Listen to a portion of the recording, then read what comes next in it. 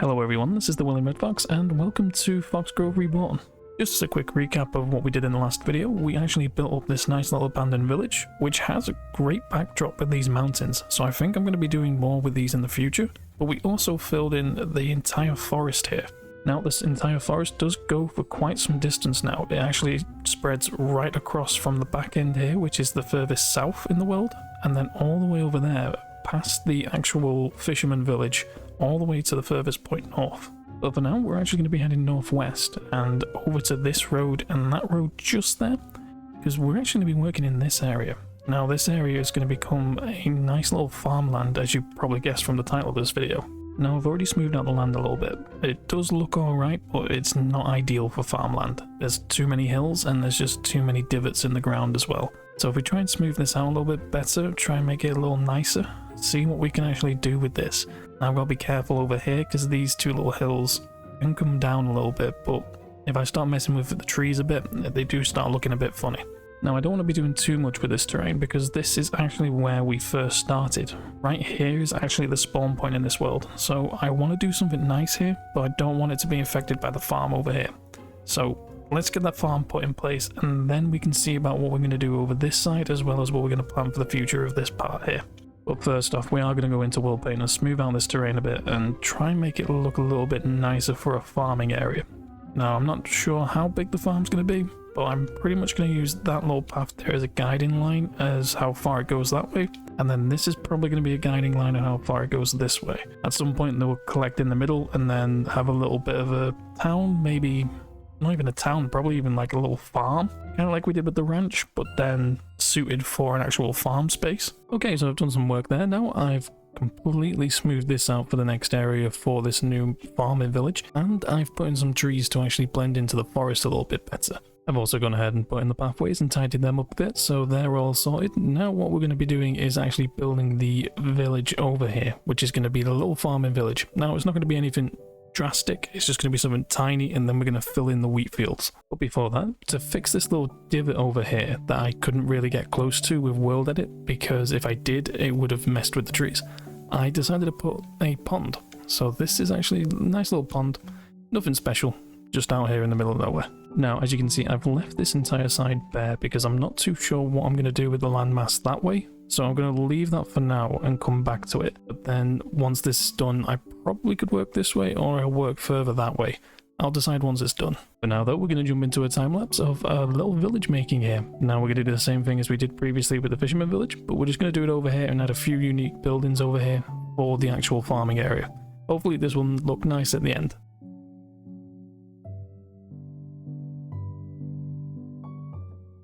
Okay, so now that we've got this little town in here, we now need to actually fill in the rest of this wheat field. Now these are actually quite giant lots, so this is going to take forever. I'm also going to have to go through and manually place the farmland because this grass here is in the way. I could remove it with ball buckets that look like I've tried here. It's just not going to take an efficient amount of time to do that, so it's probably going to be a manual thing that I'm just going to completely do. And I've got two parts. So I think I'm going to work on the larger one first and then go over to the smaller one. Wish me luck, and here we go.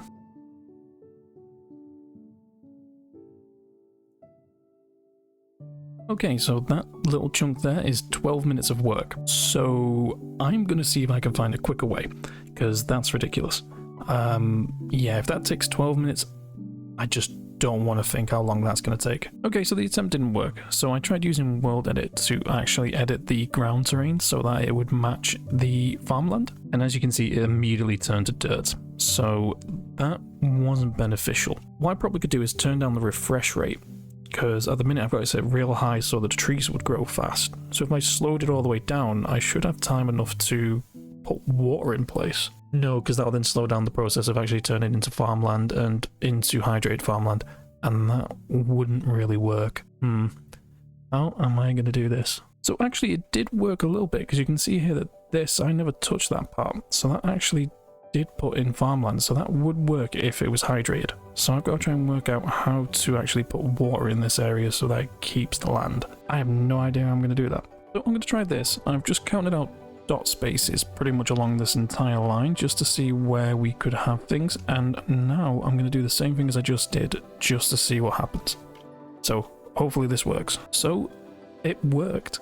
I've just got to make sure I've got the distance correct, and it will pretty much be accurate. That is incredible. We have now got this down to a T. All I'm going to have to do first is clear all this grass. So that's going to take a while, but getting that done is going to be pretty quick. And I'm going to put the holes in. Probably going to do the other side as well while I'm at it. So let's clear the grass and we'll jump into the time lapse putting the holes in. So I've just figured something out, and I think I'm going to share it with you guys, because I feel like if you were going to do this at home, this will be a lot quicker for you. Now, what you can do is if you flood the entire area with water, you can destroy the grass, obviously. Then in World Painter, you can select the water and remove it. So that way you can actually remove this whole entire area pretty quickly. Now, why am I using old systems? The reason I'm using old systems to do this is because, yes, you could just get Axiom, and you can do all of this pretty damn quickly with Axiom. Like, it could take a couple seconds. Not everyone has a computer that can run Axiom.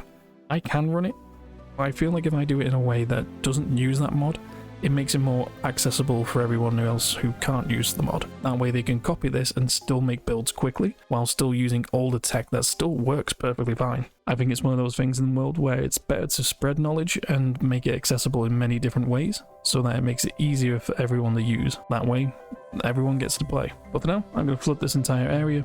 Probably going to put it into a time lapse, so that way you can watch this entire area just get covered in water, and then I'm going to remove it all again. So yeah, I'll be back once that's done.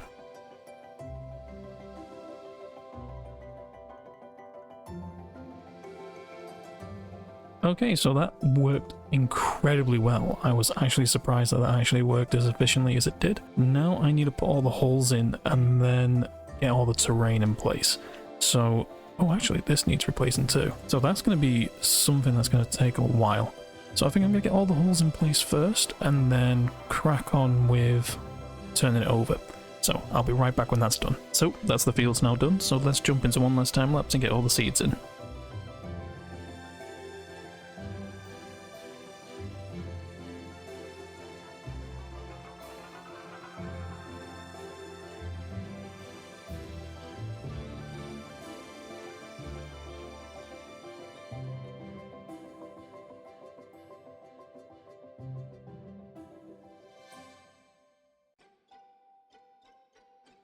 And with that, we're now complete. I did this off camera because this actually took 3 hours just to do this little one field. So yeah, and even then, the majority of that I placed by hand and then had to paste in a bit, and it still took 3 hours. So yeah, wasn't going to do that on camera either. Yeah, that's all done. We've now got a little village in there, which is just a couple houses, similar to what we did with the fisherman village, and then we've got these wheat fields. This took longer than I expected, that's why the video has been delayed, but you'll be able to see this on Monday, and don't worry, the next video will be out next week. I just delayed this by 1 week because I just needed the extra time. And of course, I kept the little tower design that you can see from each one, and that will be continuing throughout the world, because I'm now going to have these as actually a border tower. So they're actually going to be the outline of the kingdom. And I think that will be pretty cool. That way when I get another kingdom, I can do different towers with a different flag. But for now, that's everything. So if you did enjoy this video, do like, comment, and subscribe, and send me a message. Just let me know what you want to actually have in this world, and we'll see what we can do about adding it in. Until then, I'll see you in the next video.